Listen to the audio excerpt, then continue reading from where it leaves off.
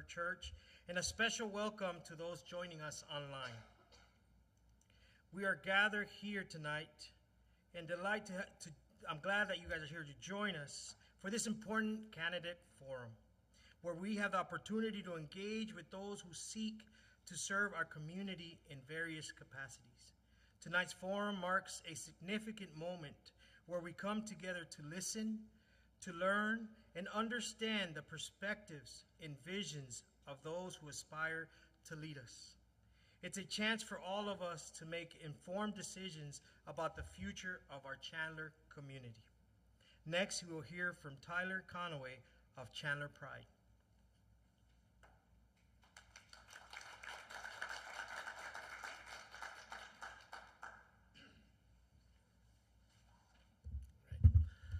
Thank you all for attending tonight's Candidates Forum.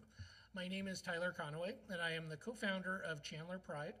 I want to take a special moment to thank all of our board directors and my co-founder, Eduardo Schroeder, for making this event possible, and for all our volunteers who helped organize our event, put signs up, and all the activities needed to make this event a success. Very special thanks to Pastor Ochoa and Trinity Lutheran for being a place where everyone is welcome and for allowing us generously to use this for our second Candidates Forum. I'm thrilled to announce our moderator tonight. Dr. Richard Herrera, Emeritus Professor with the School of Politics and Global Studies with Arizona State University, will be our moderator this evening. During his impressive career, Dr. Herrera has taught many of our current political leaders and business leaders. Dr. Herrera joined ASU faculty in 1989. He received his bachelor's and master's from St. Mary's University and his doctorate from the University of California at Santa Barbara. Dr. Herrera contributes to articles in the American Political Science Review, Journal of Politics, Legislative Studies Quarterly, and the American Public Opinion Quarterly. His expertise in the study of politics, voting behavior, and political parties made him a very easy choice for moderating tonight's candidate. Please join me in welcoming Dr. Herrera, who will lead our forum discussion.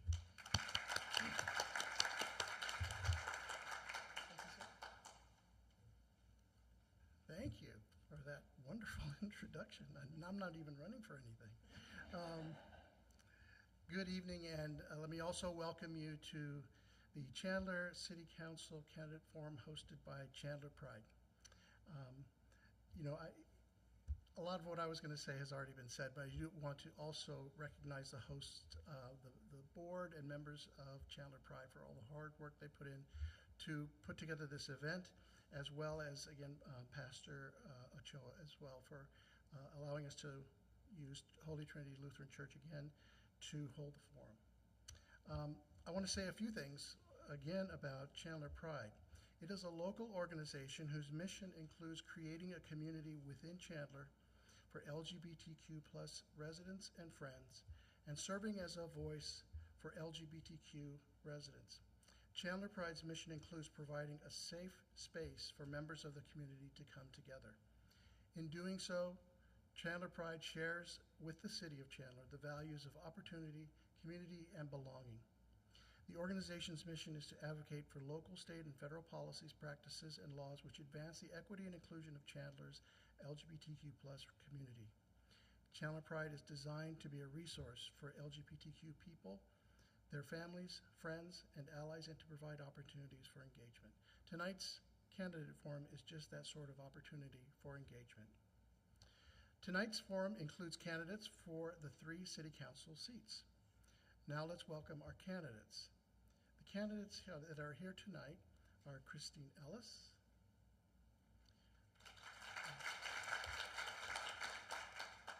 AJ Corteglu, Cicely Rocha Miller, and Joseph Yang. And I'm told that Odie Harris may be a little late to the forum, but plans to attend. Now for some ground rules for the forum. Each candidate will have 1 minute for their opening and 1 minute for their closing statements. Each candidate will have 1 minute to answer each question. All candidates on the panel will be asked to answer the same question posed before the next question is asked. The order of candidate responses has been determined by Chandler Pride earlier. The other candidates will then respond in the order that they are seated at the table. Timers will provide 15-second and stop warnings to the candidates. And I will use my discretion in asking follow-up questions to candidates and offering them 30 seconds to respond. We ask that our audience not engage in distracting or disruptive demonstrations of support or opposition of a candidate during the forum. At the end of the question and answer period, we should have time for audience questions if you have them, and members of Chandler Pride will have a microphone for you to use if you want to ask a question. Our goal tonight is to acquaint the residents of Chandler with the candidates seeking to represent them on the City Council, to learn the candidates' visions for the future of this vibrant community, and to hear their views on a variety of issues important to the community. With that, let's begin. Our opening statements will begin with Ms. Ellis. Good evening, everyone. Thank you so much. You can say good evening, it's okay. And that's not out of my 1 minute. And that's fine. If I may address you at this time, I wrote a little something for my intro. I would love to read it to you. As you know, I'm originally from Haiti. One thing I believe wholeheartedly is that this country has given me opportunities I will never have dreamed of. I'm so grateful. My prayers are that the same kindness, love, and support that I have received, I can pass it on to others. One of the most attractive things here about Chandler is our rich history of diversity in all the people that live here. Our needs are different culturally. We are a city that is comprised of a mix of race, gender, age, socioeconomic standing, and religious beliefs. This is who we are. This is what Chandler is truly all about. We can see through our great history that this city came to be because of the many diverse individuals who have chosen to call it home. As a member of the City Council at this time, one of my goals is to embrace our diversity by honoring every one of our citizens for who they are and expect them to do the same for me. I have committed myself to advocate for resources for our Chandler Diversity Office to help with the elderly, provide ways to more cultural relationship building, and I will encourage our residents to do the same because I believe in Chandler. Together, we are stronger. Thank you. Mr. Cordiglu. Hello, everyone. Hello, neighbors. It's great to be here with you tonight. My name is Ajlan Kurdolu. You can call me AJ, and with your support, I'll be your next Chandler City Council member. You know, I couldn't even dream being here in front of you when I first arrived from Istanbul, Turkey, to get my graduate degree here. And I did my graduate studies here in Thunderbird. I finished it, and then at that moment I realized I had already fallen in love with this state, with its people, with its nature, and I always say with its dry heat, that it's 115 degrees today. Following a 13-year-long emotional and stressful immigration journey, I became a proud U.S. citizen. And meanwhile, I started my small business here in the community. I found the love of my life. She is amazing, a public school teacher. We purchased our home here in Chandler. This city, it's our home, it's our business, our family, totally our life.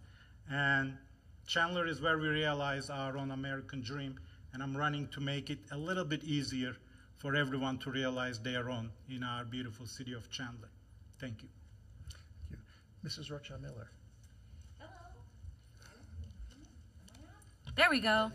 Hi, can you all see me okay? My name is Cicely Rocha Miller, and I am running for Chandler City Council myself. I can echo the sentiments of AJ in that I never dreamed of being here, and this is so exciting to have worked so hard for something that you've wanted. I think I deserve to be here. I am a mom, a business owner. I'm a resident of Chandler for 12 years, and I'm so passionate about inclusivity and about people feeling like they belong.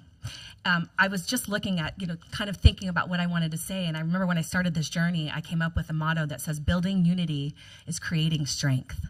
And I feel like if we can continue, Chandler's already so wonderful, and if we can continue on with this momentum, if we can continue to work together and to unite, continue to unite, we will be stronger. And that's what I hope to bring to the table. Thank you for having me. Thank you. Mr. Yang. Awesome. I feel like Cicely and I are campaign BFFs. The two forums we've had, we've been right next to each other. My name is Joseph Yang, everyone. I'm running for Chandler City Council. I've been serving our community for the past 7 years, whether it's through the library system, volunteering for the Chandler Police Department, or working for the city's Parks and Rec Division or Special Events Division. I'm running for Chandler City Council to continue serving the great community that I've grown up serving. As I was growing up as a young community leader, I was often sometimes dismissed by older people and, saying I'm too young, or it's, somebody else's job, or it's not my time. And I want to run to make sure that other future community leaders, young community leaders like myself, have the opportunity and have a leader that they can look to give them the opportunities that I had to work so hard for. I'm honored to be here. Thank you, Chandler Pride, for putting this together. And I'm going to be honest, serving our community, I haven't known much about the LGBTQ community, so I'm excited to be here, learn from you guys, and just listen to what you guys have to say, because if I'm lucky enough to get on council, I'll represent all the people of Chandler. Thank you. Thank you. So our questions this evening will span various topics, including public safety, LGBTQ plus youth, those who are unhoused, inclusion, and the candidate's vision for the future of Chandler. Our first question is about vision and has two important parts. Candidates, where do you see the city in 10 years? And how do you see yourself contributing to that vision? Mr. Corteglu? Thank you. In 10 years, I'd love to see Chandler first maintaining its community feel and fostering it, while being the center of high-tech industries, not just in Arizona, but in U.S. as well. And this is a city that pays a lot of attention to innovation.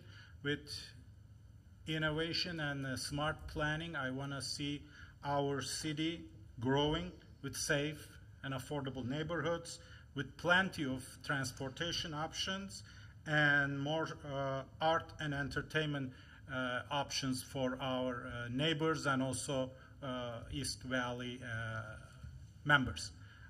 Myself, I want to see my highest priority is creating safe and affordable neighborhoods, and also preserving our water and community resources to make this city more welcoming and inclusive place for every single one of us. Thank you. Mrs. Rocha Miller. Yes, so the great thing about this opportunity is we have already such a strong council. We've already have such a strong amount of leadership, and we have excellent staff, and we have beautiful roads and wonderful, chambers of commerce, and so much opportunity here. And I think that we are a city of innovation, but I think in 10 years, we can be so much more. I really believe that we can take up our level of innovation 10 times more. I think nationally we can be a stronger example of what that looks like. I also echo again what AJ says in terms of housing. I have 2 kids myself, 14 and 12 years old, and I want them to, wherever they end up living, to be able to have a home here. Not so much my home, but if they decide to stay in Chandler, can they afford it? Is it attainable to them? So I'd really like to focus on what we can do as a city and how we can best partner with our public safety, because it is about quality of life. We're going to say the same words over and over again because we all have these same priorities, but ultimately quality of life is my priority, and I think we will excel in 10 years. Thank you. Mr. Yang. Absolutely. So in 10 years, I see myself 10 years older, but in 10 years, I see Chandler, the vision I have for Chandler is a younger Chandler. And when I say younger Chandler, like I said earlier, is I want to see more youth step forward and be the next generation and be the next community leaders that we have. Throughout my travels, whether it was through the Forest City Chandler networking groups or Chandler Business Alliance or Chandler Chamber events, the one thing, I was always the youngest in the room. There were no other young community leaders, and I want to make sure that we are providing those opportunities, bringing them in. And I want to see, when I look out in crowds or at council meetings, I want to see young people in the audience. I want to see them engaged. I want to see them participating in the local government, and I want to see them giving back and serving our community, as well as growing their families here. And I think that's how we bring in more families, because we're providing those services for the youth, and that also brings in more businesses. The businesses will come to Chandler if we're doing workforce development, and we're getting the young people involved. And I think that's what I see is going to be Chandler's strength and prosperity in the future. Thank you. Ms. Ellis. Thank you. For me, as far as Chandler is concerned, the Chandler that I'm living in right now is not the Chandler that my husband and I came to 3 decades ago when we got here. It has grown tremendously, leaps and bounds. But how do we see it in the future if we are not looking at it right now in the present? Currently, we are a city of innovation, and we are working where our neighbors are looking at us to see what's next we are doing in order for them to advance themselves. So I see us in 10 years not only being here in Arizona and receiving all these big accolades from the Forbes magazine, from all these other things, but also globally. I see ourselves, as you see the diversity that is represented right now as we sit here, every single one of us have ties from either different countries and places that we have come from, and now we are here. This community has afforded us to live together and bring our businesses here. I run a multi-million-dollar business here in Chandler, and I came here with a little bag with 3 little dresses in it. 10 years from now, I would like when my daughter finished with medical school, that she will come here, she will have a beautiful house to live in, and she will be able to thrive here in helping us continue to move this community forward. Great. Our next question is about public safety. What policies will you advocate for to ensure that Chandler's public safety personnel can meet the needs of all members of minority populations in Chandler, including members of the LGBTQ+ community? Mrs. Rocha Miller. Yes, I will open by saying I am proudly endorsed by both our fire and police, and very excited to announce that. I did come up with a statement with this because I will advocate for comprehensive training programs for public safety personnel that include cultural competence and sensitivity training, specifically addressing the needs of the LGBT+ community. Ensuring that our public safety personnel understand and respect the diverse populations that we serve is crucial. I would love to support and enhance our DEI resources, which includes representatives from minority communities, to provide ongoing feedback and guidance on public safety matters. This would also include opportunities for partnerships with other nonprofit organizations to see and to connect with our public officers so that they know that they have a voice. Thank you. Mr. Yang? Absolutely. Public safety is a big thing for me. I currently work for a police department as well as serve you guys on the police commission. And I think Chandler does really well, but as always, we can be better. But Chandler does really well. I know one thing that I heard that I was a huge fan of was tablets that are being rolled out in customer service positions that do live translation. And obviously, being the son of 2 immigrants, I watched my parents struggle sometimes with the lack of communication. And I think little things like that implemented in our city services can be a game changer. On the police commission, we've had a gentleman come in and speak about a case that he was concerned about because there were no translators available, and there was a little miscommunication between it was a Chinese family that was having a domestic violence disturbance, and there was a miscommunication between them.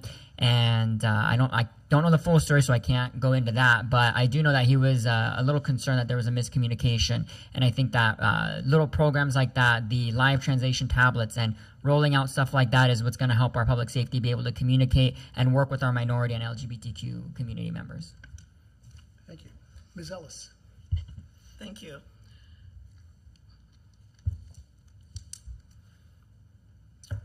Policy advocacy for us on council does not happen on our own. We work with a mayor and a council, and it is important for us to foster a relationship with those that we serve with in order for us to better serve the community at large that we serve. I remember when I first came into this city, the first thing I told my son after he was born when he was 2 years old, I told him, anytime something happened to you, find a policeman. And that kept him alive when he was at school in U of A. Was in a car accident, and this gentleman come out of his house with a gun on my son. And the first thing my son did was lift up his hand and say, please call the police, please call the police. That saved his life, and I will never forget that. When I came on council, I dedicated myself to serve that department with everything that I have. I brought policies that help them with mental health. I brought policies that help them have the best contract that they have ever had existed since then. And now currently, when my son passed away 3 years ago, it was the fire department that showed up at his house. They saw my son dead before I saw him. And so for that also, I will continue to advocate that they have every single day, they get to go home safe to their families. Thank you. Mr. Curticle.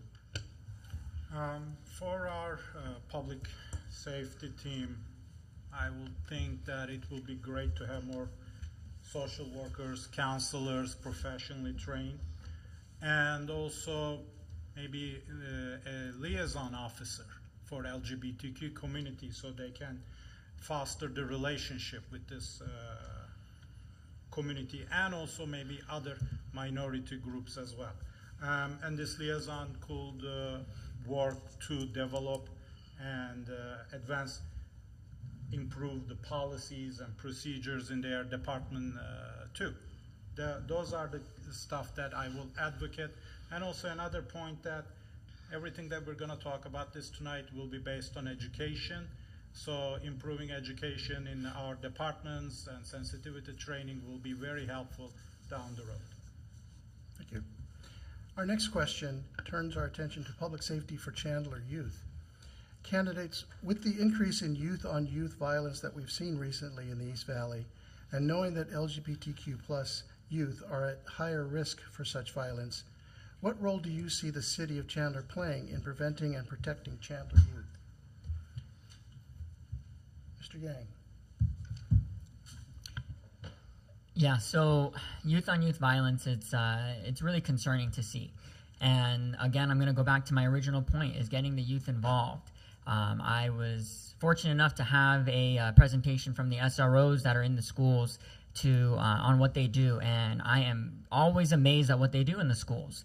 And I want to make sure that our youth commissions, that we have LGBTQ representation. I want to make sure that we're bringing in the youth to learn and understand from them, because as a young community leader, sometimes the first thing was always being dismissed. Oh, he's young, he's just doing his thing. And I think that we need to make sure we're bringing them in and we're listening to them and seeing what's going on, connecting them with the SROs and making sure that we're listening to them, seeing what's going on. And I know the city has done some great things moving forward. Like I know Vice Mayor brought forward the banning brass knuckles and the unruly gatherings, and I think looking at more stuff like that and being proactive and making sure that make sure that we're keeping our community safe while listening to the youth. Because again, if we don't really know what's going on, we need to listen to them. Because if we don't know what's going on, how can we address it? Thank you, Mr. Harris. Thank you for being here. I'm glad you were able to make it. I'd like to address this question to you next, but I'm happy to read it again. Okay, candidates. With the increase in youth-on-youth violence that we've seen recently in the East Valley, and knowing that LGBTQ plus youth are at higher risk for such violence, what role do you see the city of Chandler playing in preventing and protecting Chandler youth? All right, thank you so much for the question. Today is me and my wife's anniversary, so we are running late because it has been like anniversary time and we got to leave right after this. So I want to acknowledge my wife, because this was a big sacrifice, and this is, again, putting the community first, and I wanted to acknowledge that before I answer the question. But I think that I've started working on youth on this issue when it started with mental health. You guys know I did the first mental health light to honor some of our youth that had died by suicide. You guys know that I started the mental health walk. From there, we know that the community of LGBTQ receives 40% higher violence than any other community. It doesn't matter if they're black, white, pink, purple, or yellow. If you are of that community, expect the violence to go up by 40%. This is why it was important for me to get in front to address the President Lord issue. We did a law unruly. I led that while being on council, and then also brass knuckles. But also I recognize the power that the youth have, and so I've worked with the student unions throughout this time to really rally them and gather them. And yes, this is a very important issue, and yes, we need to continue to keep an eye on the ball and making sure that our youth are protected no matter what. Thank you. Thank you. Ms. Ellis. Thank you. I believe early prevention is the best prevention. We can sit here and talk about the issue after it happens to the child, but being at the forefront of it, I think that's where really, truly we need to make an impact. I'm currently sitting on MAG, which is an organization, and I represent domestic violence on that for the city of Chandler. And I'm working with Bloom 365 right now, talking about these kinds of things. We find billions of dollars are coming to help victims rather than those preventing what's going to happen to the people that are victimized. And so at this time for me, that's where I see where the city is truly going to need to make an impact. Create a safe environment where we can bring parents and those in our communities that really truly have a hands-on, because when the child leaves school and go home, the parents send them back to the school. So it's important that we work together with everyone in the community to prevent this thing from happening to those of our children that are in the community with us every single day. It's important. Thank you. Mr. Kurtoglu. Thank you. It is true. It is proven that, unfortunately, our LGBTQ community members, youth especially, are at higher risk to be victims. And our city can make our education and prevention presentation more available, more inclusive, use social media for education to support and expand public dialogue, and also change the public policies. Regarding to recent East Valley Gilbert Goons youth violence, new ordinances on brass knuckles and the disruptive parties, they were a good first step that I was talking to our neighbors when I was at their doors, and also I supported earlier.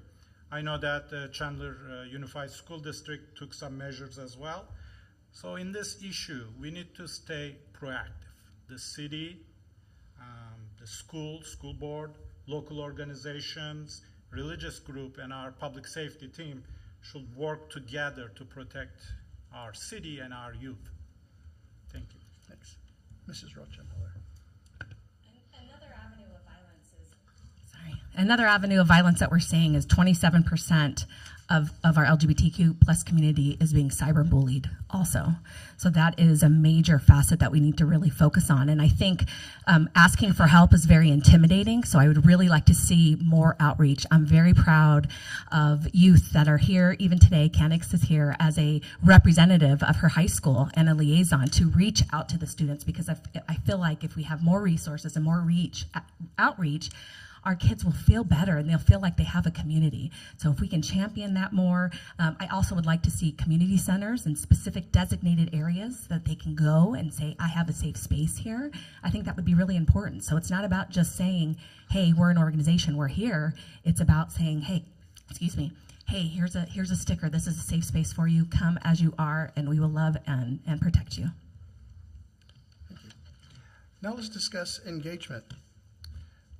What is your plan to engage with the LGBTQ plus community, including organizations and community groups, in making council decisions to ensure that our community's diverse needs and perspectives are represented? Mr. Harris. All right, thank you so much for that question. I feel like I've already been doing it. We passed a non-discrimination ordinance that I was very proud of. And I've been very proud of the engagement that I'm doing with the student unions. I have great relationships. I just literally met with some of the student union sponsors with some of the schools. I don't just look at it just from a Chandler perspective. It is a real East Valley perspective. We're not in, it's not a funnel of just one. And so since then, meeting with some of the instructors now and trying to get early prevention, trying to get inside those schools and trying to have these early conversations is critical to continue to monitor and to see. Now, I can tell you this much. Since I've been dealing with the mental health and students, some of our students are homeless. Some of our students are on drugs. Some of our students are just trying to cope. And every day they're dealing with their reality, which is life outside of school and life in school, where they often could be bullied regardless of what they have. Like this is beyond politics, people. This is people. And the more we make it political, the less we help the people. They're the one that needs it. They're the ones, when I'm going to the houses and I see a student laying on the couch because they don't have nowhere else to go. It goes so far beyond this. We got to engage. We have to make sure we're present. And I'm disappointed that all the candidates are not here, because Chandler is not just one community. It's a community for all people. And the minute we forget that, the further we go backwards. So shame on all the candidates that was not here. And I mean that, because this is bigger than just this. It's bigger. And we got to put our heads around it. Thank you. Ms. Ellis. Can you please repeat the question? Sure. Because Councilmember Harris got me on attention over here. I wanted to answer him straight. But I'll go back to questions. Thank you, sir, for your answer. Go ahead, sir. I would like to get. What is your plan to engage with the LGBTQ plus community, including organizations and community groups, in making council decisions to ensure that our community's diverse needs and perspectives are represented? As a nurse, I have been engaged with this community before some of you were even born here in this room, because you all probably remember when we had the AIDS epidemic. Who was at the forefront? I was there.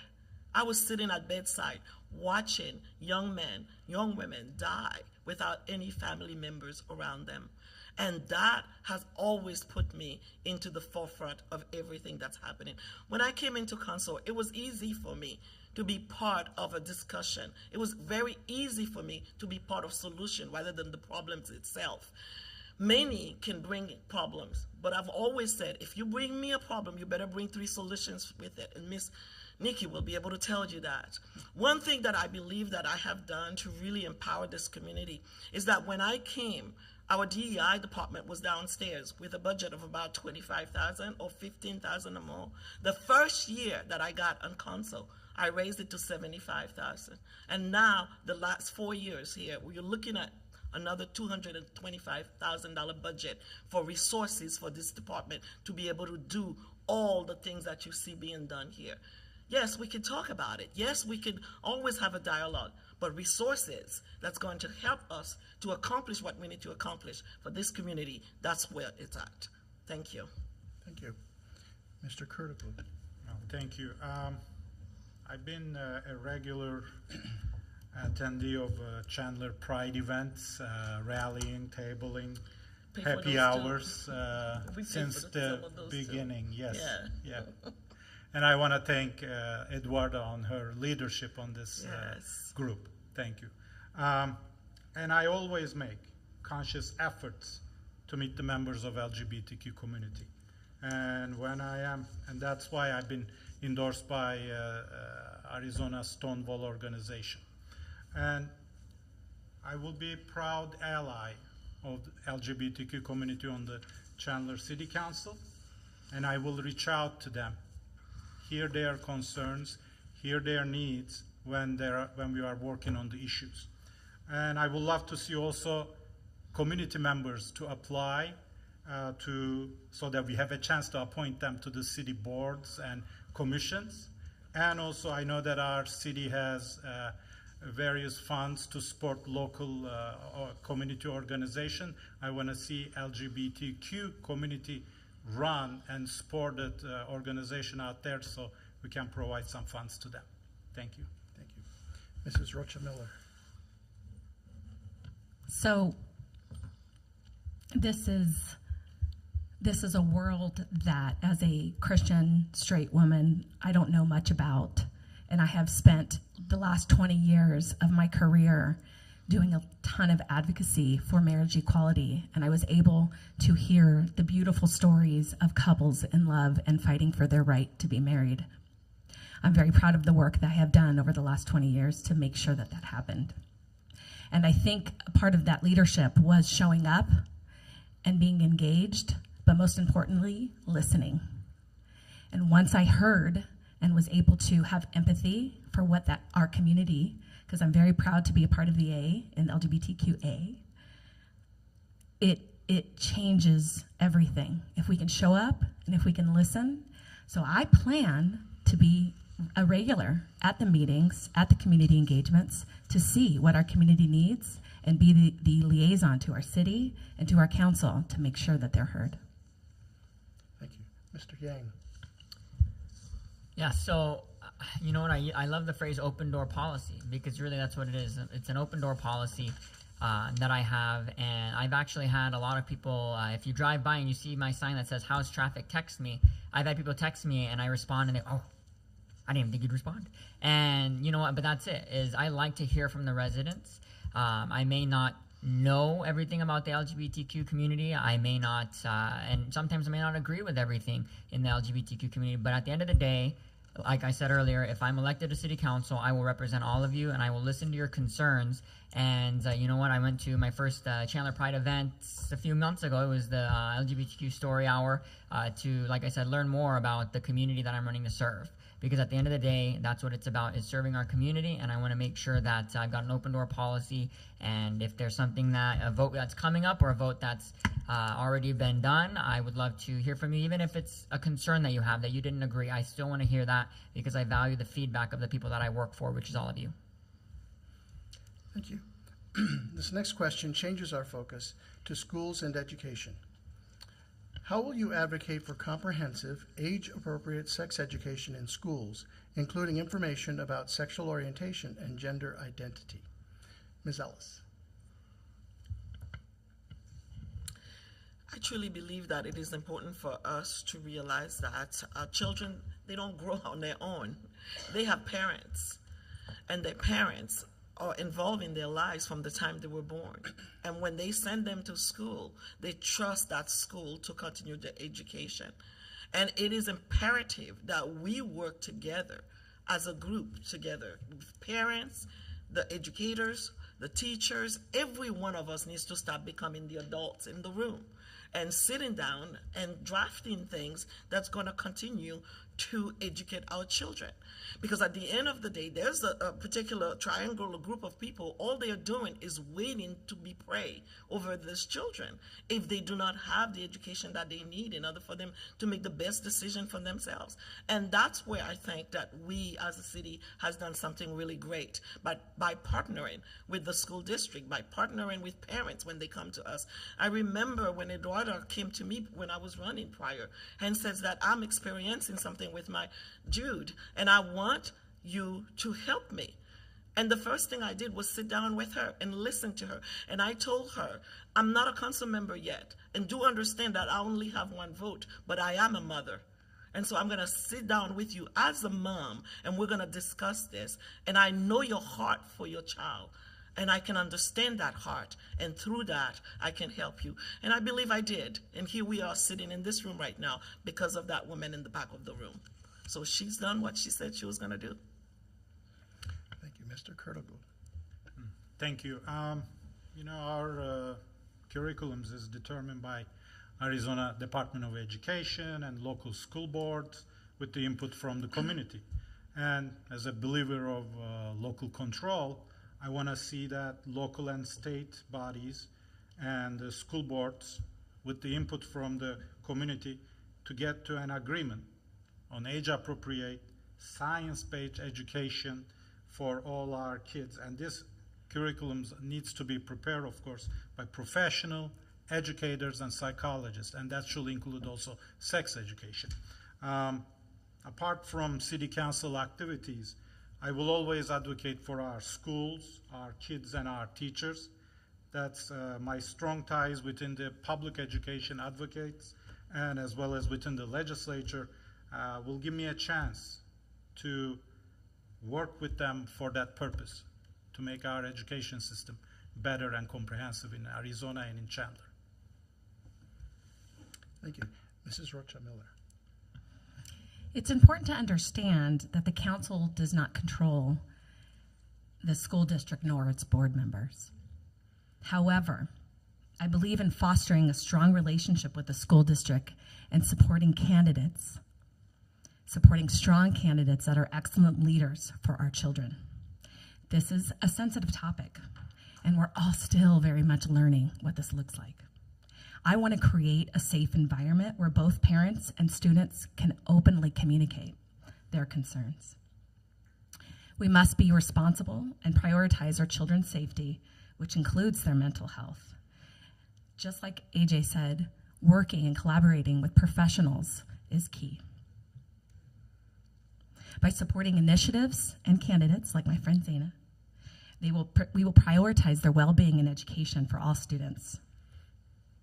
It is crucial that we approach this together with sensitivity and open communication for all. Thank you. Mr. Yang.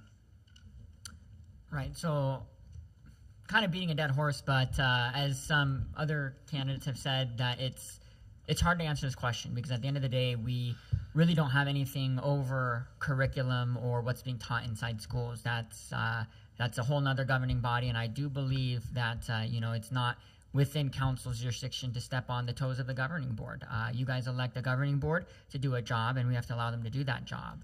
However, I will, like Cicely said, it's all about supporting the right candidates. It's about getting the right people in there so that we can make sure that what we want to see in the schools is being done. Because at the end of the day, the schools are where it's at, right? The youth violence, right there, the school board members, the SROs, and that's how we, I think, curb some of that stuff is by looking at the school board members, making sure we look at the candidates, and, it's about collaborating as well. I know I've gotten to speak with some school board members, and I took them out to a CTE program out in Phoenix, and we talked a little about the CTE program, and it's about being collaborative and working together for a better Chandler.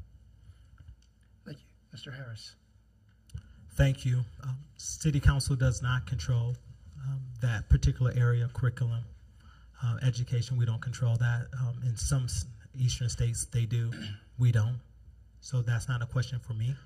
What I will say is that there was a student that I met whose friend died by suicide, and they came to the walk. The candlelight that I did. It impacted that student so much. They cried. They didn't know what to do. It wasn't a thing, you guys, a couple of years ago. Mental health, working with students, that was not a thing. It was frowned upon. There was a risk that was taken. I took that risk because I wanted to support that same student who cried over their classmate not getting the help and the community not understanding their needs is here today. Canex in the back room. She shared her story on my platform several times. We should understand that we are all human. We're doing life together, people. And we have to get more closer to that space. But thank you. Okay, our next question for the candidates is about those in our community who are unhoused. What steps will you take to address the disproportionately high rates of the unhoused among LGBTQ plus youth in Chandler? Mr. Corteglu. Our city of Chandler has an amazing team called Navigators, and they are doing a wonderful work helping the unhoused populations that we have. I met a couple of them. I heard their stories, and they were wonderful. So the first priority will be for me is to increase their funding and bring support them in that way.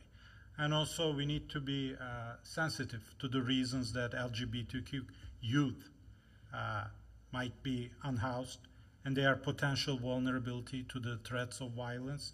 So it could be a good idea maybe to have an LGBTQ member to be part of the Navigators team so that they can understand and provide services to the youth immediately. And also city can collaborate with the LGBTQ inclusive faith community so that they can provide safe spaces with the nonprofit organization so that they can support and help solve the issues. And one last thing, city should play a role to educate the families and the community to provide a safer environment and inclusive environment and families in our city. That creates the LGBTQ unhoused situation. Thank you. Mrs. Rocha Miller. So this is a very passionate subject of mine. I got the opportunity to work with the homeless population many years ago, working for an organization that helped homeless families with children. And the statistics might have changed since then, but I remember like it was yesterday, the national statistic of the age of an average homeless person was 9 years old. And I don't believe that has changed very much. Currently, 40% of our homeless youth are from the LGBTQA community.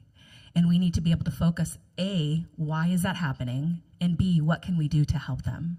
And I believe increased funding for transitional housing and resources is definitely on the top of my list. Okay, thank you. Mr. Yang.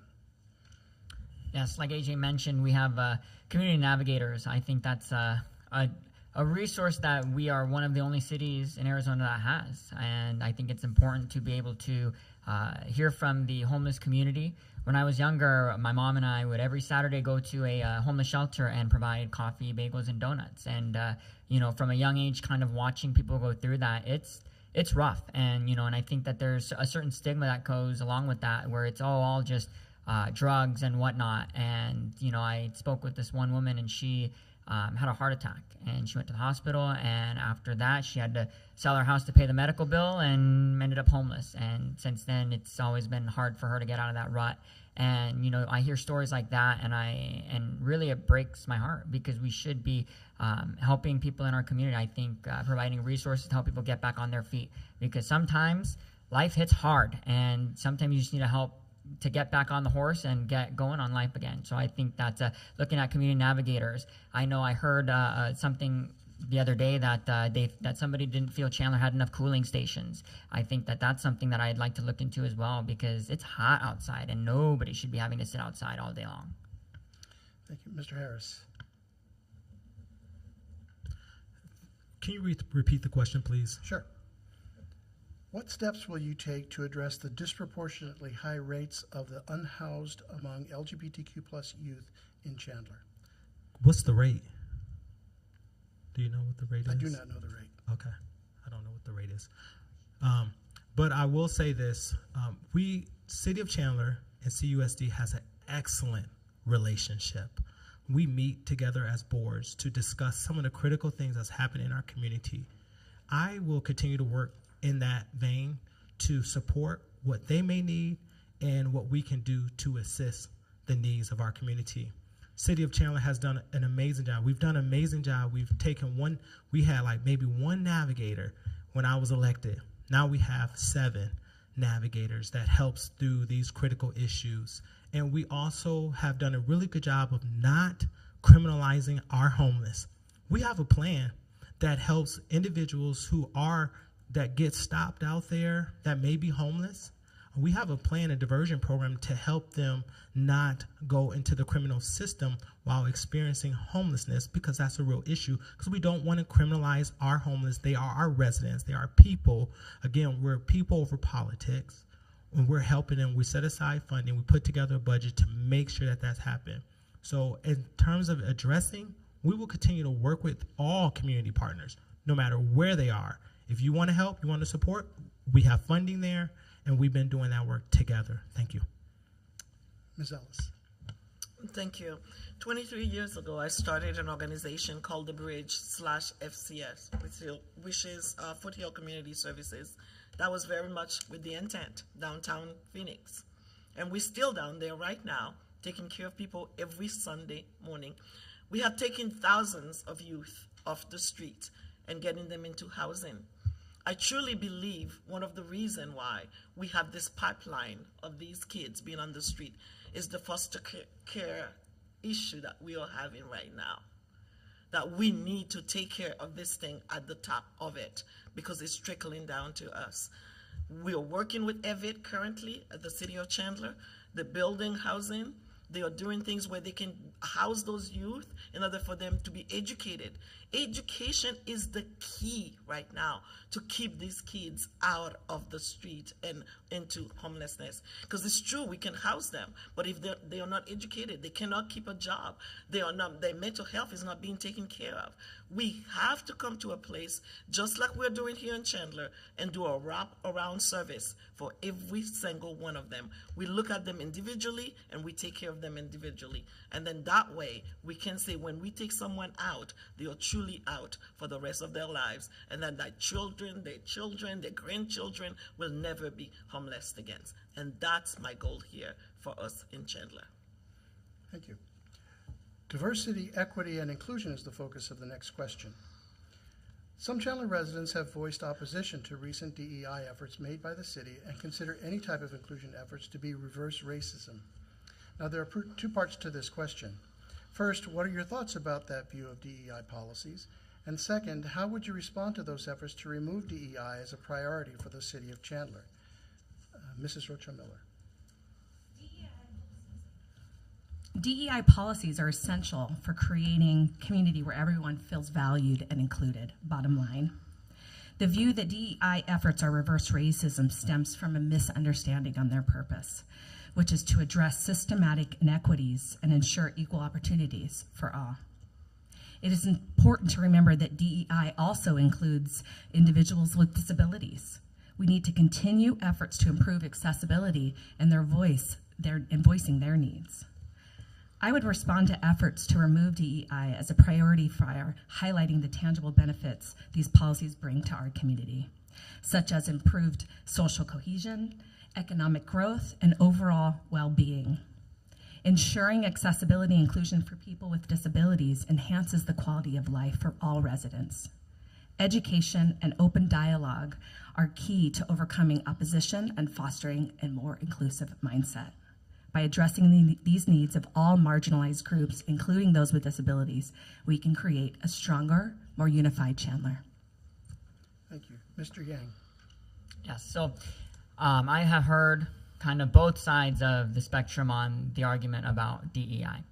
And I think the DEI office that we have in Chandler does some phenomenal work.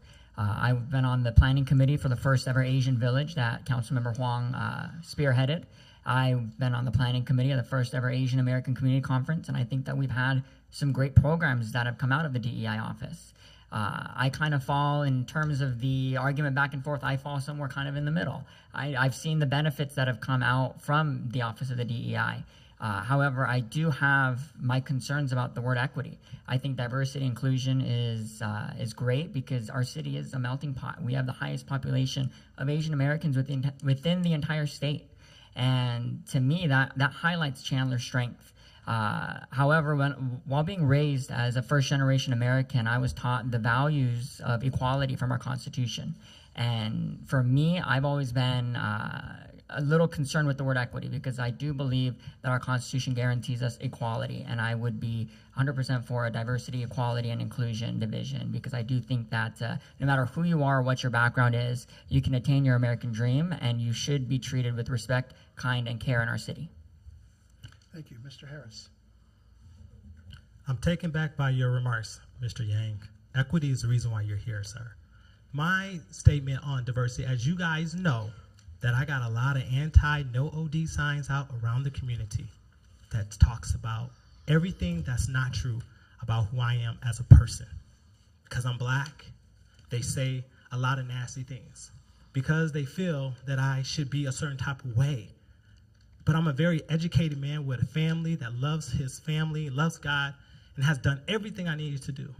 They even have ugly signs up with my face on it that shows that I have a scar. There's no scar on my face. They darken my eyes. They make my skin look dark. They make me look intimidating out there. I'm just the most loving person ever. Diversity, equity, and inclusion is all of us. Have you ever showed up to a taco party and only brought lettuce? If everyone brought lettuce, it wouldn't be a taco party. It would be a lettuce party. We have to understand that the reason why we're all here is because of our diversity. You're a woman. You're a male. So what? You got a degree. You don't have a degree. That's what makes America so great. How do you think the Indians and all of us start working together to grow corn? Can you imagine if all of us had the same shirts on? What would that look like? What kind of world would that be if we all thought the same way? We drove the same car. We built the same thing. We all stayed in. What kind of world would that be? That is not Chandler. Chandler is an all-American city. We represent everybody. You know what? And to everyone that thinks they don't understand what it is, let me tell you something. Grow up in a place where everything is the same. I promise you, you won't go nowhere. You'll be in somewhere that's still. We as a community, I'm sorry the red sign is up, but I got a little passionate about it only because of the fact that I've been attacked for DEI this whole election season. And everybody in this room knows that. And it's been disgusting. I've had people tell me that the signs out there in the streets are very racist. It's very bigotry. And that did not come from just a black person. That came from people of all backgrounds. Said those signs out there are racist. That's what they've told me. Thank you. I think you can address also in your closing statements. Oh, I'm going to address some more. Thank you. I'm sorry, you guys. That's DEI. That's DEI. Ms. Ellis. DEI. And, can you please repeat the question again, please? Okay. Because I wanted to jump in because I'm getting the brunt of it too, guys. We're all under fire around here. Just to remind you of the question, diversity, equity, and inclusion is the focus of this question. Some Chandler residents have voiced opposition to recent DEI efforts made by the city and consider any type of inclusion efforts to be reverse racism. There are two parts to the question. First, what are your thoughts about that view of DEI policies? And second, how would you respond to those efforts to remove DEI as a priority for the city of Chandler? When I first ran, I ran on embracing diversity. That was one of my pillars. And I can tell you, majority of the people that are against me right now for that word were the one who helped me graft and write down what this was going to mean to me, what was the pillar was going to guide me into the things that I have been able to accomplish here in the city. So it is important to me to embrace diversity. I'm a little girl from Haiti, was born in a village, never dreamed that one day I'll be sitting here running a city of this magnitude. We just finished a $1.6 billion budget. Here in this city where you live, your quality of lives depend on what I do every single day. And so DEI, if it was not for that, where would I be? Who would have ever given me a chance? When I went to college, they told me that I had a thick accent. I couldn't even be a nurse. And here I am today. I'm getting my nurse practitioner in psych. So it is important for us to understand that we live together in this world. And we must find a common way to pursue our lives together. And so truly, it is what it's all about for me. I will continue to support. I will continue to do the things that I'm supposed to do so that we can move it. We have a lot of important things that we are moving here in Chandler. And basically, the strategic plan that we have created for DEI will be embedded in every area in our city, in the different departments that we have. Will it impede on other people's rights? Absolutely not, because every single one of us is going to be looked at for who we are, what we bring to the table, and how can we implement it into your lives also. So don't be afraid. It's not something to fear. It's something to embrace. Thank you. Mr. Cordiglu. Our city, they did the research, surveyed our neighbors, and overwhelmingly, our people of Chandler were in favor of non-discrimination ordinance and also in support of diversity, equity, and inclusion initiatives. The people of Chandler made their voices heard, and I'm proud to say that I stand with them. And personally, as an immigrant, I feel that DEI guidelines are preventing discrimination and providing opportunities for all of us. Our city's work, our city's plan is to create a welcoming environment where everyone is respected, heard, and listened, and valued. And our goal, that's the reason we are here, is to include everyone so that we can have a great city that you can live, work, enjoy the life in peace and harmony. Thank you. Thank you. Well, we do have some time left, and I'd like to invite members of the audience to ask questions of the candidates if you'd like. So if you're interested in asking any questions, please raise your hand so we can get you a microphone. Oh, he has a big voice. He doesn't need I think a it would be, microphone. I think it would be appropriate, since seems to be the format, to address your question broadly enough that all of the members up here could answer. Yes, of course. Okay, can you hear perfect? So, Yeah. Mr. Cordello just brought up the fact that we have a non-discrimination ordinance in Chandler that was recently passed. However, this ordinance allows for exemptions in case of religious beliefs, which actually allows for businesses to discriminate based on their faith. What are your opinions on this ordinance? What would you do differently, if anything? I'll pick the order. Mr. Yang, do you want to start off the answers? Absolutely, I will start us off. So, my mom is a pastor, and she is the pastor of a church here in Chandler. And I'm a firm believer in the freedom of our business owners. I've always said that our government ends where your doorstep begins. I don't think the government should be telling you what to do in your own home and what to do in your own private business.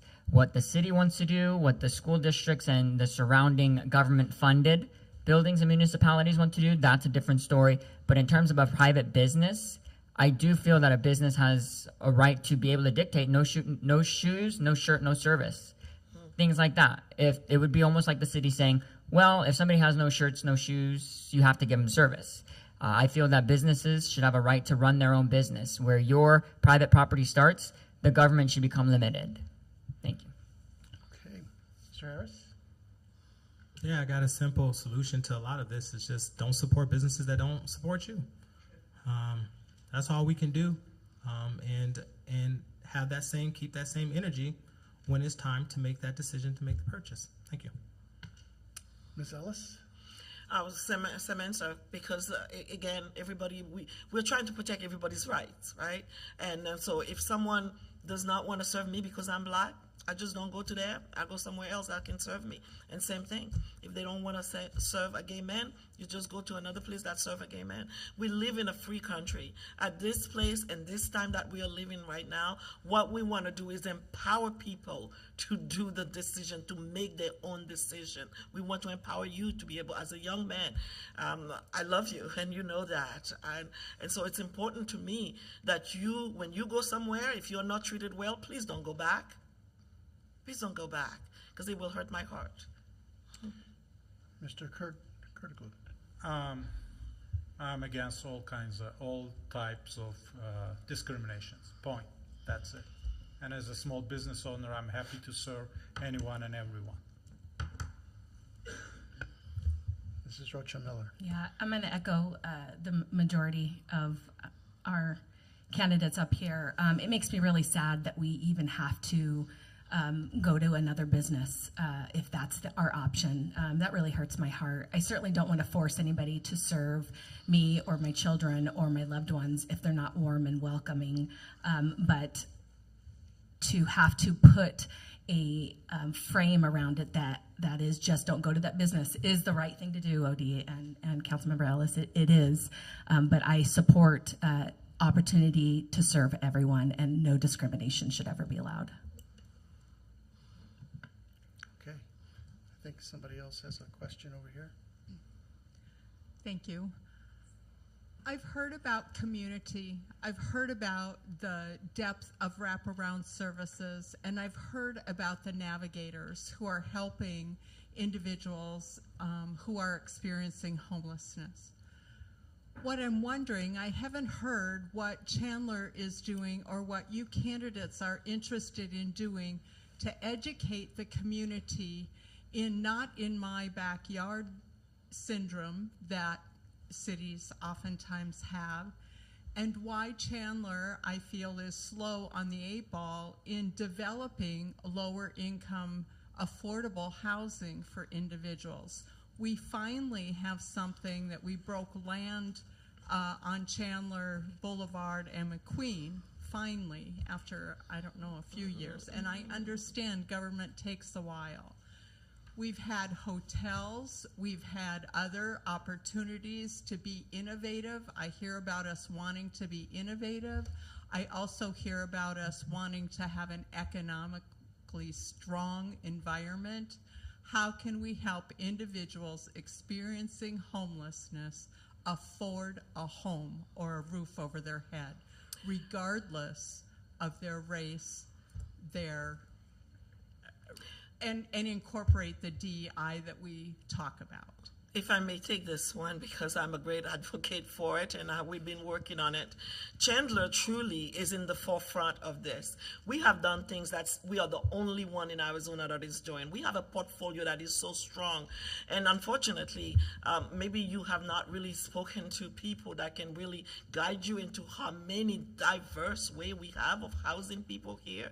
No, we don't just barely open something or break ground. We've been doing that since the 70s. Chandler have been really truly working with vouchers, working with HUD, working with different communities like that in order for us to house people. These things that you just spoken of about the hotel, we just added that a couple of years ago. So after COVID, we started to do that during COVID, and we realized that it works, so we started to add that. But we have single houses. We have program where people can join us after 5 years. When they leave, they get a master's degree, they get their bachelor's degree, and then they also can purchase a house when they leave us to go into their own home.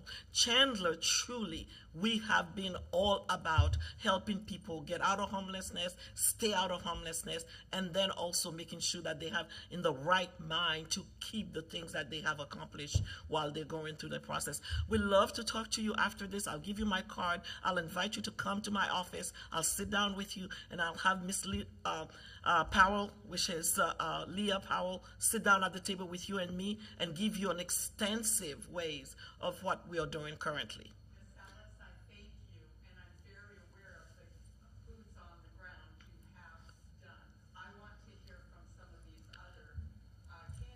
Thank you. So I appreciate that.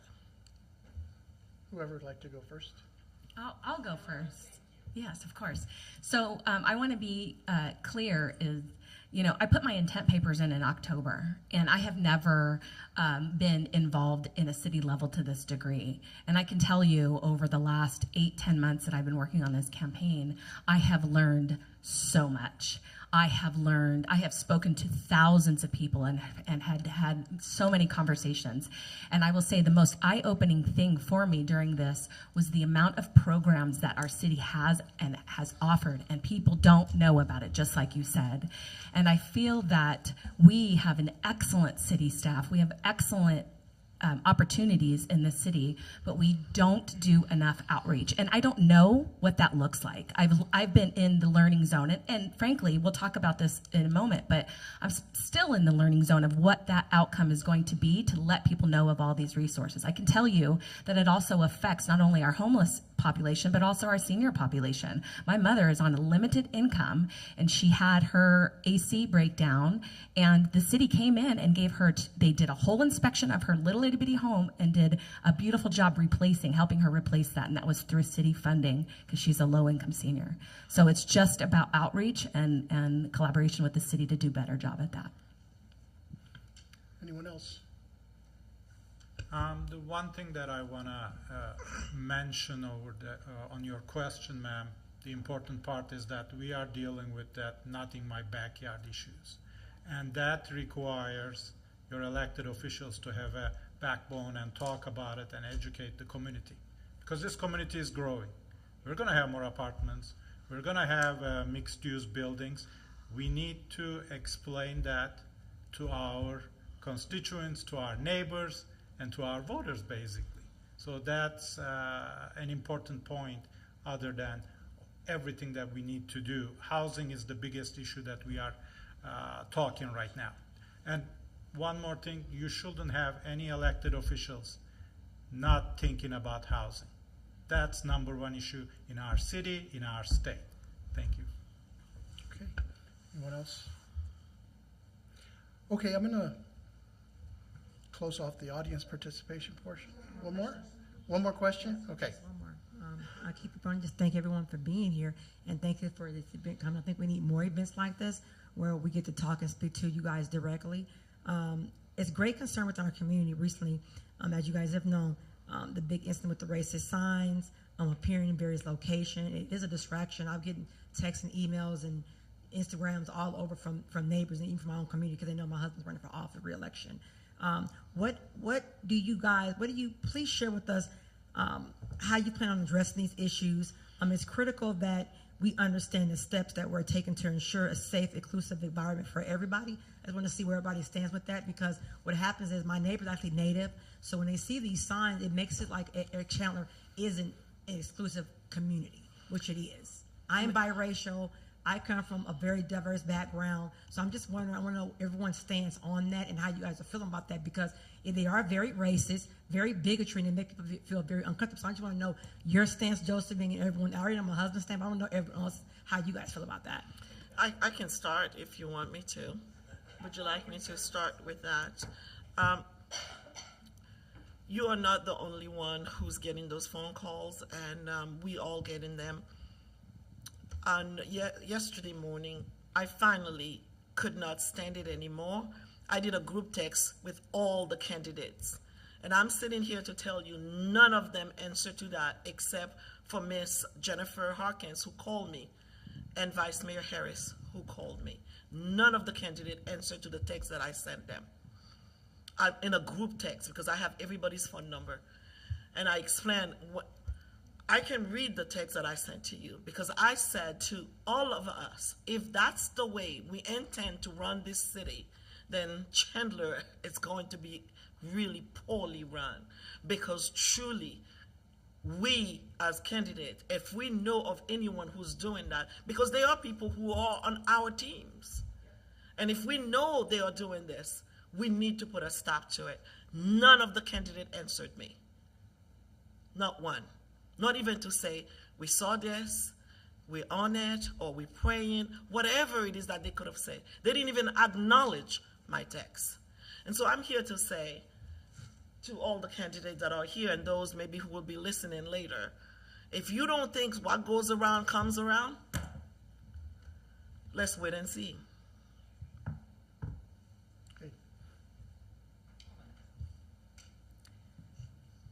So this is obviously I think a disappointment for our city, really. I know about 4 or 8 years ago when Sam Huang was running for office, they were coming around cutting his signs with knives and chopping them up, spray painting them. I know my signs are disappearing. I've had one of my supporters find one in a dumpster behind a business. And actually, I'm not too happy, because on one of the street corners, one of my signs was removed, and using my rebar, within a matter of hours, my rebar was used to put up one of the signs against you. And I sat there and I'm like, well, great, now there goes my rebar. And I don't think people understand the costs of signs and the costs of rebar. And really, it's disappointing that kind of stuff is going on. And it's disappointing. That's all I can say, really.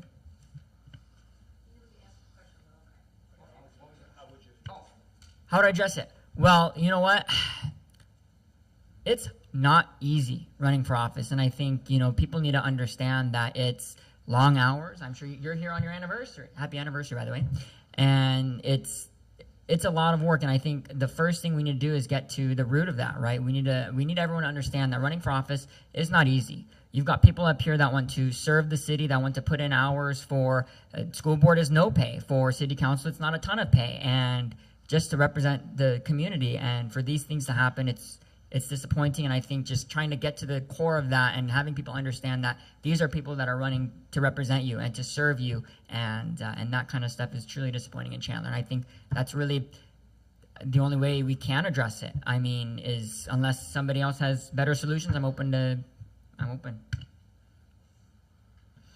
I think what has happened to any of our council members, specifically OD, is absolutely disgusting and not tolerable.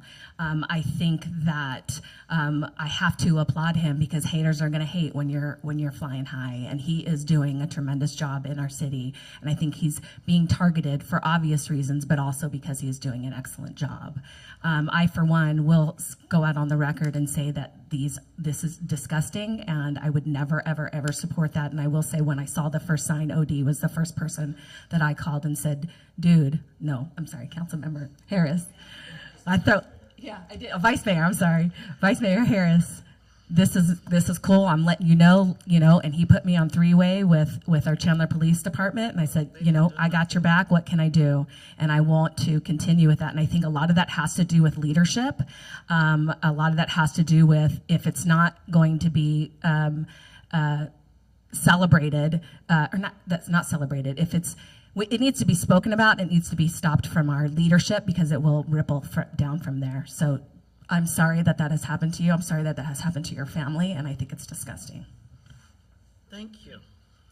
Yeah, what I will say, I've been living in this country more than 20 years now. I came as an immigrant, and I am here doing this job.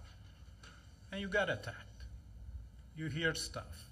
You hear how people are approaching, talking about you when you're not present. But here is the great thing. There are so many of you supporting us. And I can tell that someone like me running for office in a country that he hasn't born, it's not going to happen anywhere else other than USA and Arizona. And I'm proud of it. So those attacks are out there. We are all hearing stuff. It comes with the territory, I would say. But one thing I would not do, I wouldn't blame any of my candidates here. So that's what I would like to share with you guys. Sure. I want to add one thing. I want everyone to look at the candidates that are running for office, and I want you to vote on on who the best candidate is, not who the worst candidate, or don't vote for somebody because you think they're the worst candidate. I want you to look at Chandler because at the end of the day, we've got great candidates, and I think we're fortunate because not every office you can say you've got great candidates. Sometimes you're voting for the worst, and we have great candidates, and I think that attacking somebody is really not the right way to go. I think that you need to vote for people, and we need to run on why we're going to do good things for Chandler, run on records on why you've done great things for Chandler, and that's it. Hi, folks. My name is Greg Popovic. Thank you all very much for being here with us. If I were to be running for council, one of my mottos would be keep Chandler progressive, and all of you seem to be doing that. One of my questions is, we were talking about the various opportunities available for people, and I recently went to the senior center to ask to volunteer, to transport people. Oh, Greg, you can't do this. What can I do to help get these people here, transport them, or bring food in? Oh, you can't do this, Greg. You can't do this. And what I'd like to see is, I don't know how we can accomplish this, but allow the community members, the residents, we have a lot of opportunities here and a lot of programs, and what I can do to help. OD, those signs against you are absolutely effing disgusting. I'm going to volunteer my time, my SUV, and I don't know how legal it is or not. If we need to get the Chandler PD behind me, I'll go and clip those with you, brother. No, you can't. Thank you all very much. I don't know how legal I'll go on it is, record but that I'll he do it. can't do that.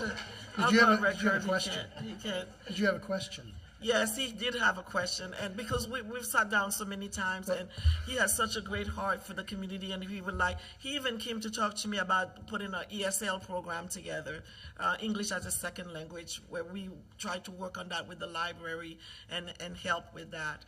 One thing I'm going to say is that there's always a context in which we allow people to, because there's liability that we, as a city, that we have to mitigate all those kinds of things. But I can guarantee you, if there's a way that we can put you to work, we will, because we need the hands and feet of everyone in this community to get this thing accomplished. So let's continue to work on the things that we talked about, and then we'll make sure that we find you a place to serve. You're welcome. Okay, we're going to move to closing statements. We're going to move to closing statements now. But I'd like to expand the time just a little bit, so that's one of the reasons. Okay, so you've been limited to 1 minute. You've been very good at trying to do that, and I appreciate that. We've done our part over here. We've done our part.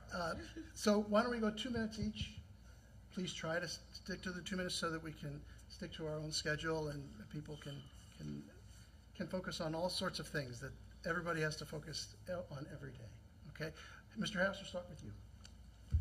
Thank you so much. It's been a great opportunity and honor to serve the wonderful people of Chandler. As you guys can see, I serve with my heart. People over politics. You heard me say that.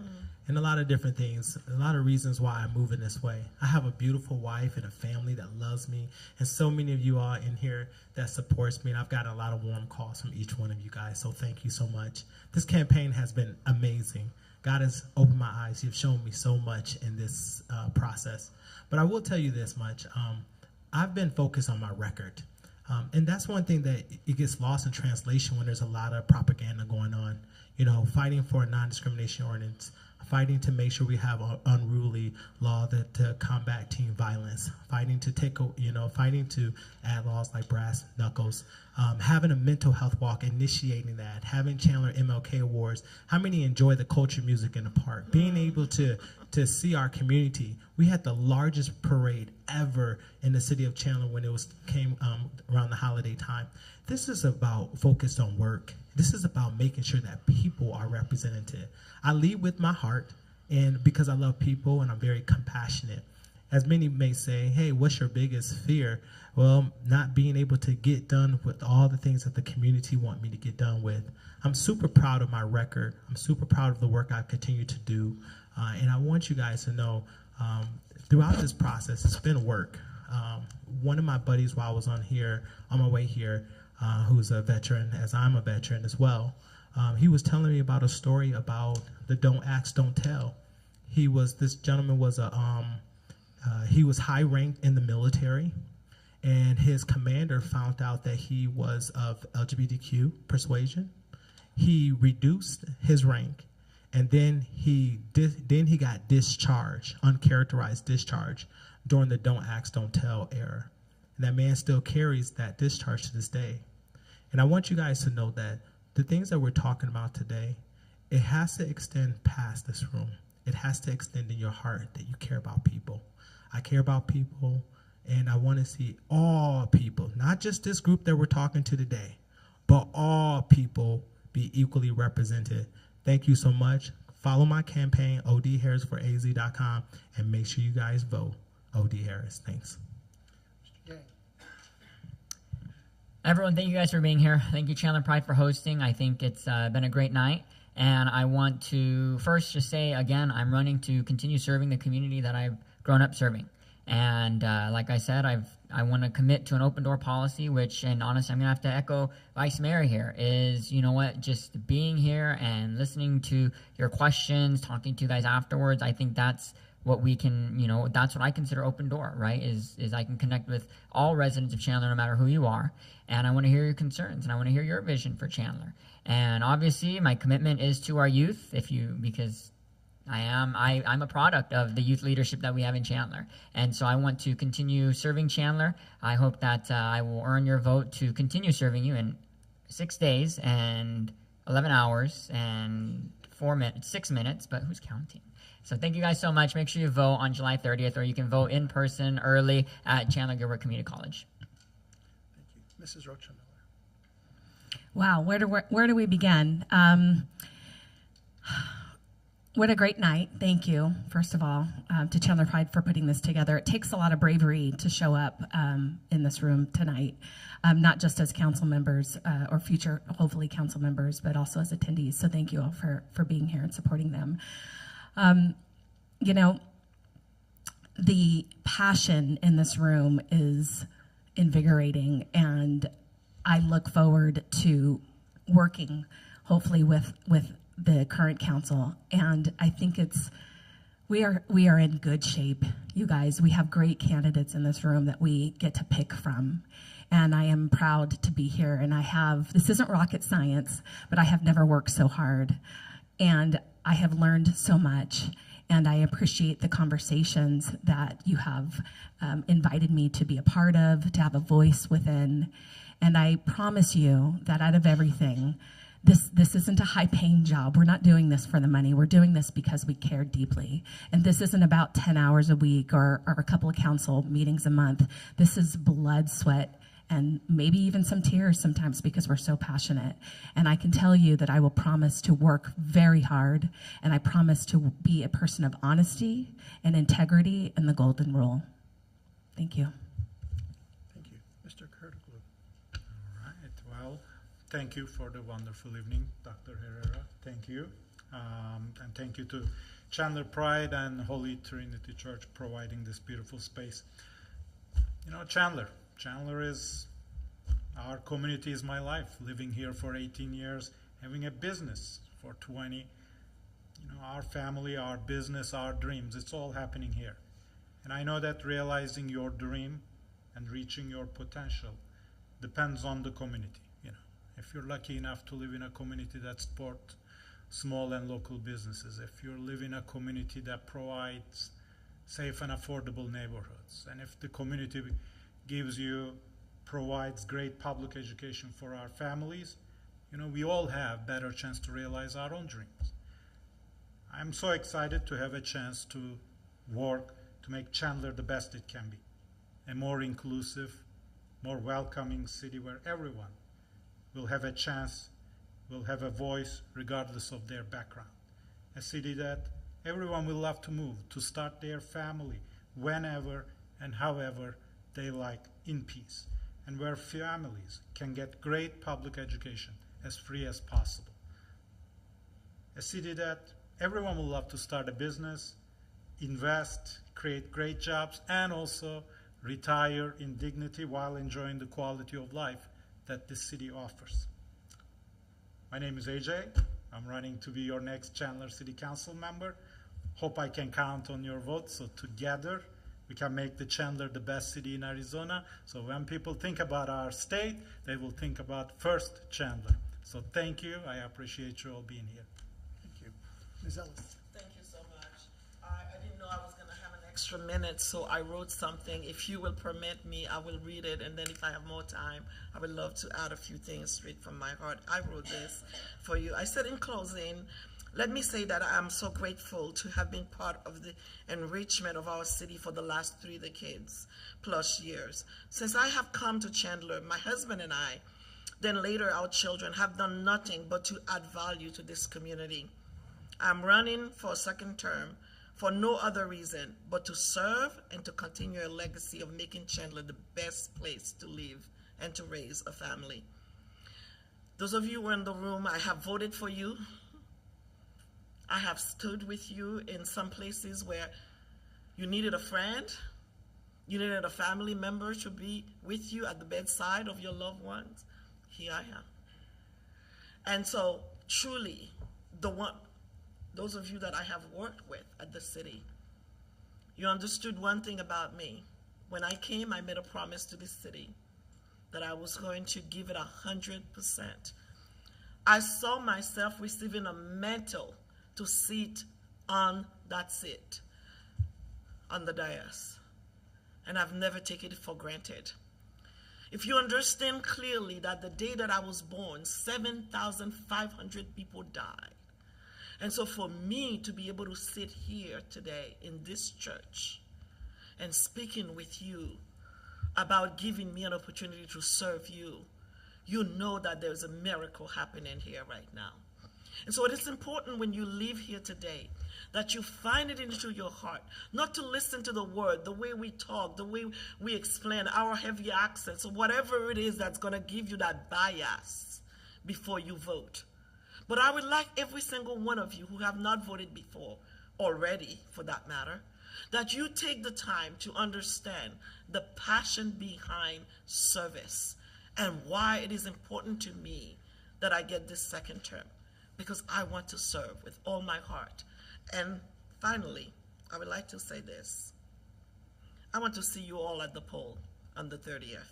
And when you get there, I want you to take the time and write the word Christine Ellis and check to make sure that when I come back, I will come back to serve you with all my heart. Thank you so much for being here today. I want to thank Eduarda for being the woman that you are, for loving mother that you are, and for saying that I want to take the brunt to make this thing in Chandler a place, a safe place for all kids, not just Jude, but for every child in this community. Thank you, Ms. Ebrard. Appreciate you.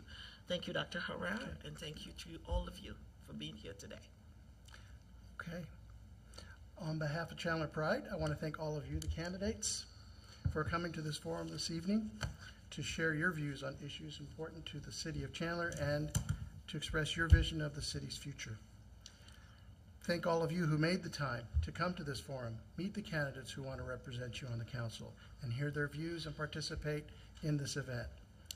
As you've heard, you'll have the opportunity, if you haven't already, to make your choices for who you want to represent you on the council on July 30th. More information is available in at the back of the table, the Chandler Pride table. Thank you again for attending tonight's forum, and safe travels home. Thank you. Right on time. We owe you 1 minute, sir. Because we finished.